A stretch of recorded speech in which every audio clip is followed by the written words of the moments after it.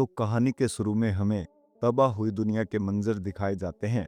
Colombia जैसी advance city के अंदर लोग ट्राइब यानी कबीलों की शक्ल में रह रहे थे। खाने के लिए वो पुराने जमाने के लोगों की तरह हंटिंग करने लगे थे, जबकि इन पर यहाँ हर वक्त म्यूटन का खतरा मंडराता रहता है। जो म्यूटेंट्स इन इंसानों को मारने के लिए हमेशा तैयार हैं। यह खुद भी पहले इंसान ही थे, लेकिन फिर किसी इन्फेक्शन के चलते वो ज़ॉम्बी में बदलने लगे। जैसे जैसे टाइम गुजरता चला गया, इन्फेक्शन तो चला गया, लेकिन तकरीबन सभी लोग म्यूटेंट्स में बदल गए।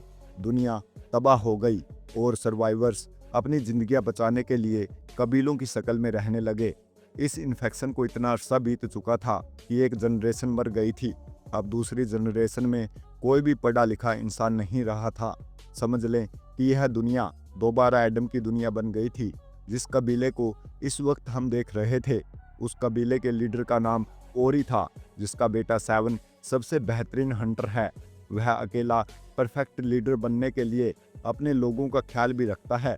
काफ़ी दिन से शिकार न मिलने की वजह से वह शिकार करने के लिए अपनी खास बाउंड्री से आगे निकल गया और वहाँ उसका सामना हो गया उसके डैड से, जो उस पर गुस्सा करते हैं और बोलते हैं, तुम्हें यहाँ आने की इजाज़त किसने दी? तुमने हम सबको खतरे में डाल दिया। सेवन को ऐसा नहीं लगता था।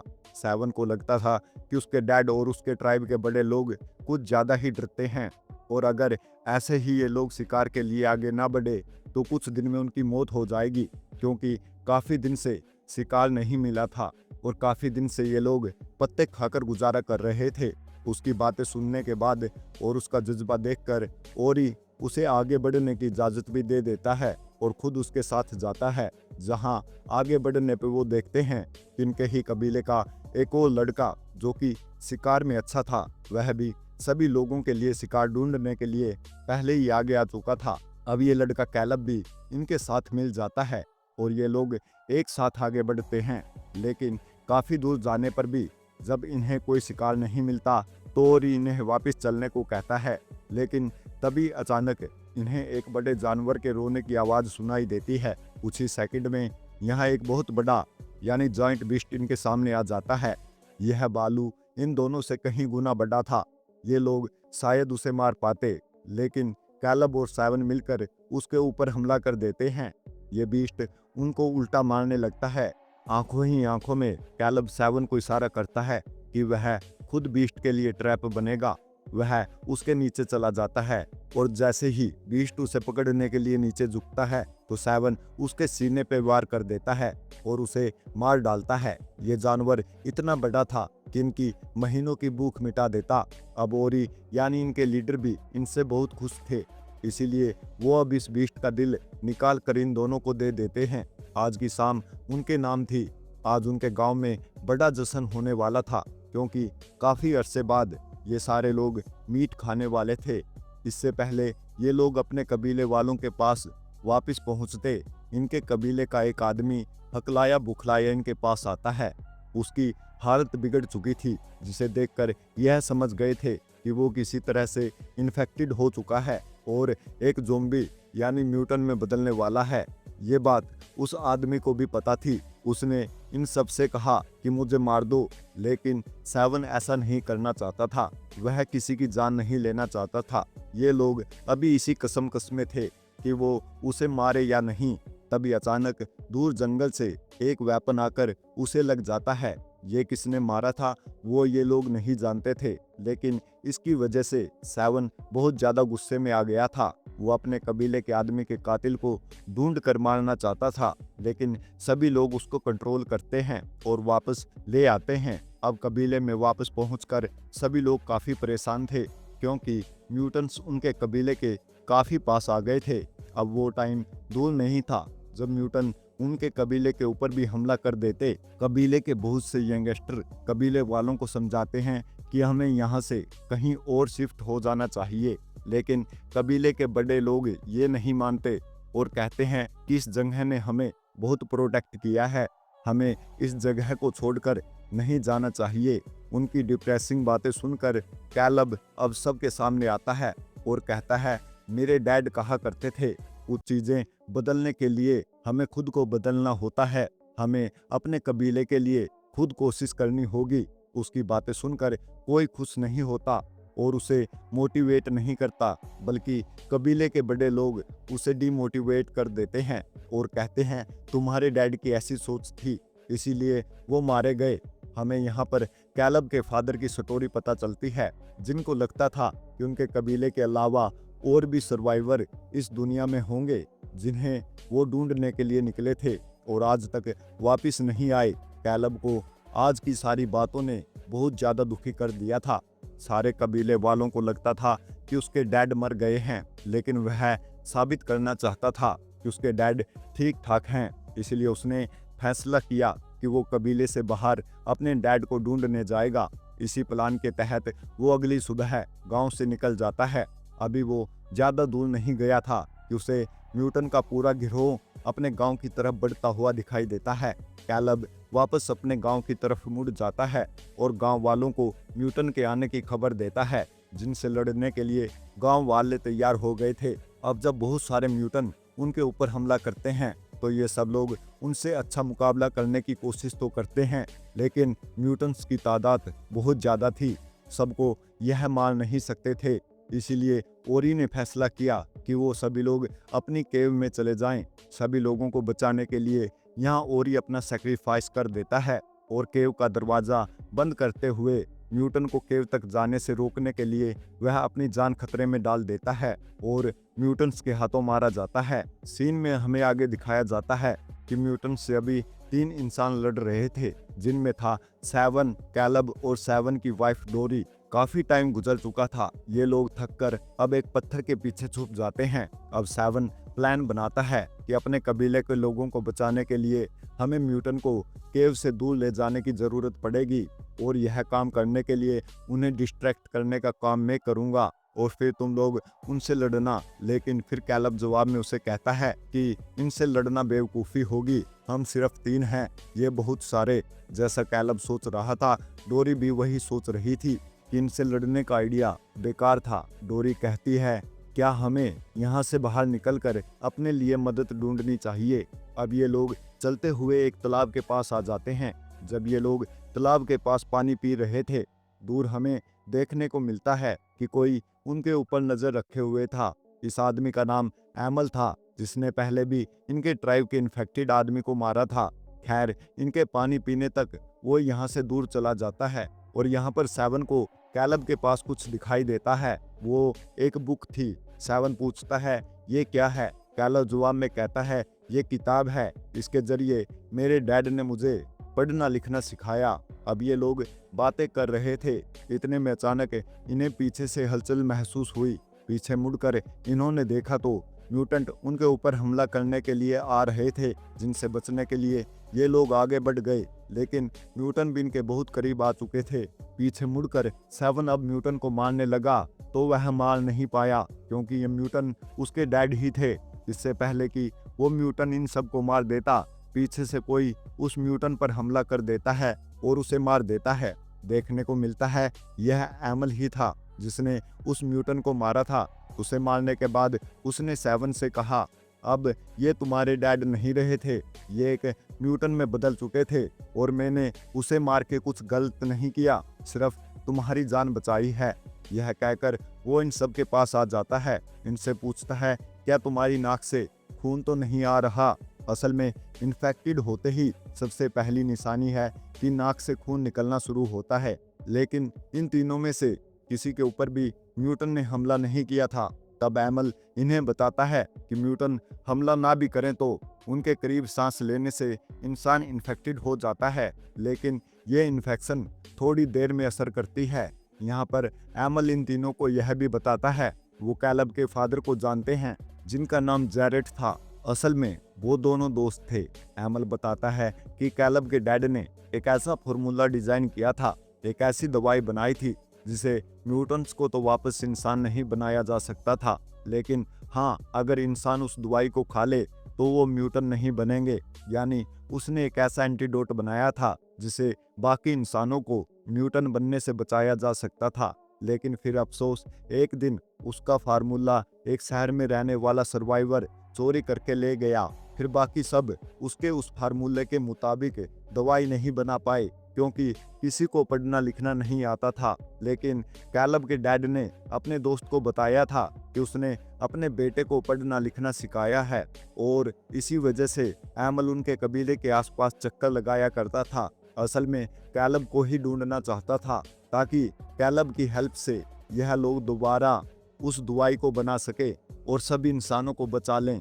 यहाँ पर इन सब को एक बात भी पता चलती है, एमल खुद भी इम्यून है, मतलब एमल ने कैलब के डैड वाली मेडिसिन खाई हुई है और वो कभी म्यूटन नहीं बनेगा। अब एमल इन सब को अपने घर ले जाता है जो दरिया के दूसरे पार था। ये लोग यहाँ सेफ इसलिए रहते थे क्योंकि सभी म्यूटेंट्स को पानी से डर लगता था, वो पानी को पार नहीं करते थे। अब इन 3 लोगों को देखकर एमल की वाइफ गुस्सा हो जाती है क्योंकि उसे डर था कि ये तीनों इन्फेक्टेड भी हो सकते हैं, लेकिन एमल उन्हें समझा देता है कि ऐसा नहीं है। वैसे भी किसी म्यूटेंट से उनको ज़्यादा खतरा नहीं था क्योंकि इन लोगों ने एंटीडोट लिया था। खाना खाते हुए एमल इन सब को बताता है कि पुराने इंसानों ने यहाँ दूसरी तरफ देखने को मिलता है कि कैलब के साथ सब लोग नदी के जरिए शहर का सफर कर रहे थे, जहाँ ऊपर से इन्हें बहुत सारे ज़ुम्बी ने देख लिया था और वो इनके ऊपर पत्थर मारने लगे।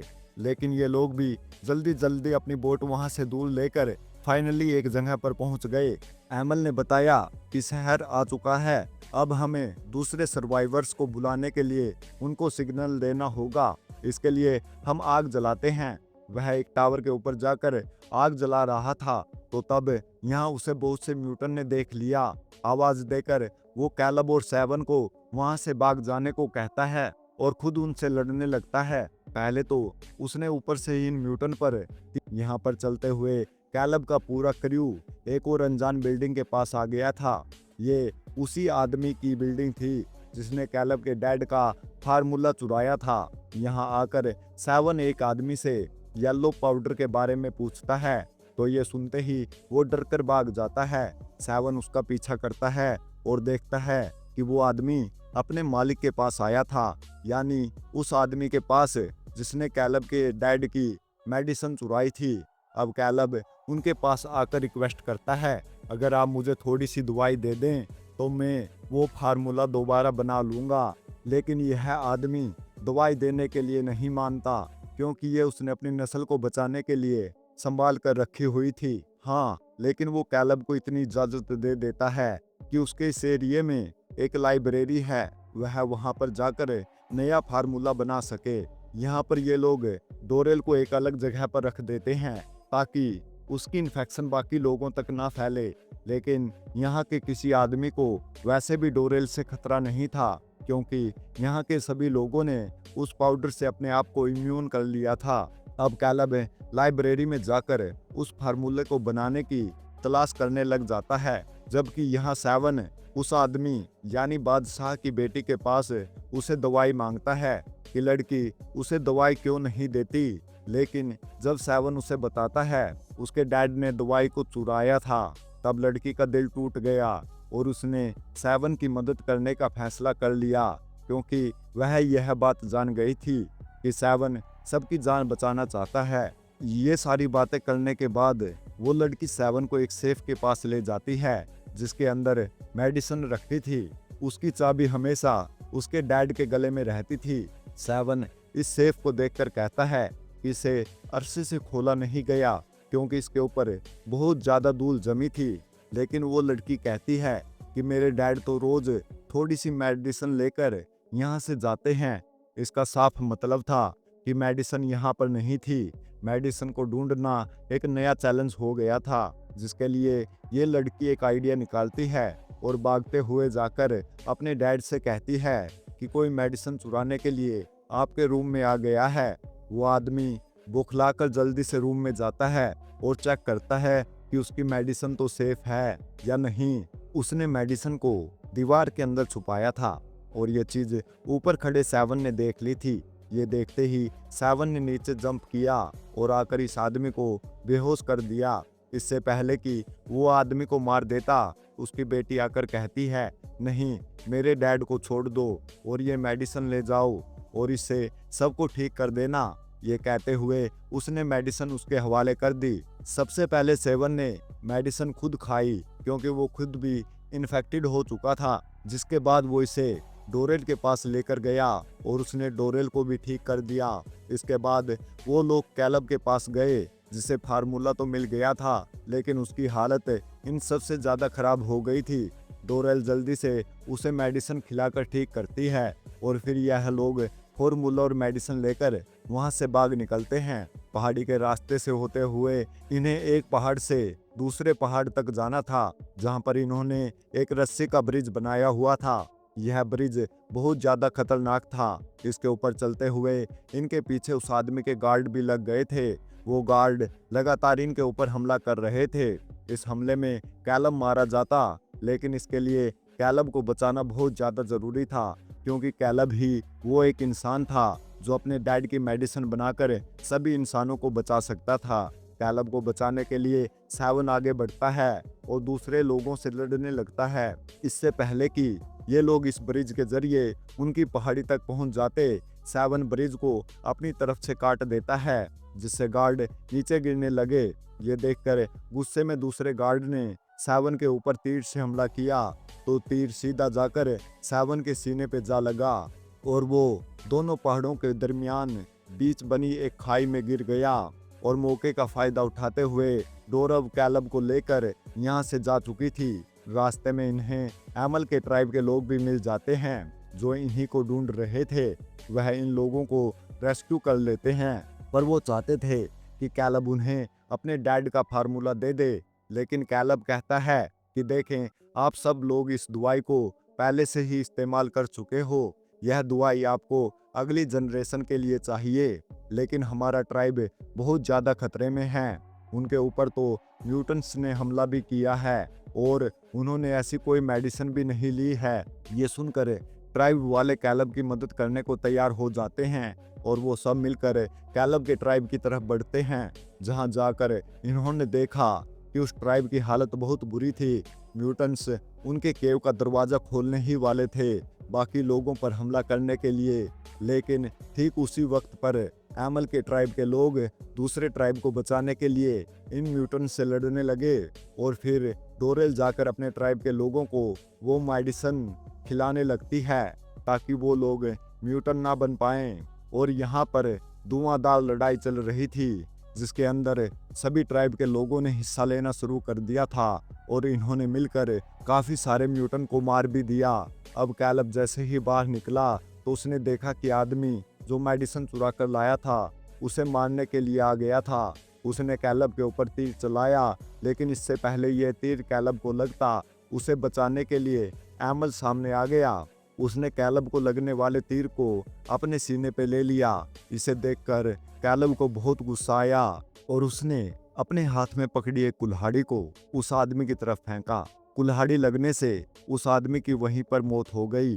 फिर आखिर में हमें देखने को मिलता है कि सब ठीक हो गया और सभी म्यूटेंट्स मारे गए और उनका ट्राइब भी अब सेफ था। यह सब कैलब की वजह से हुआ था। डोरेल इमोशन में बहकर उसे गले से लगा लेती है। यहाँ पर हमें पता चलता है कि डोरेल भी कैलब को पसंद करती थी। खैर, अब फिल्म के आखिर में दिखाया जाता है कि कैलब और उसकी बहन बच्चों को पढ़ाने का काम करने लगते हैं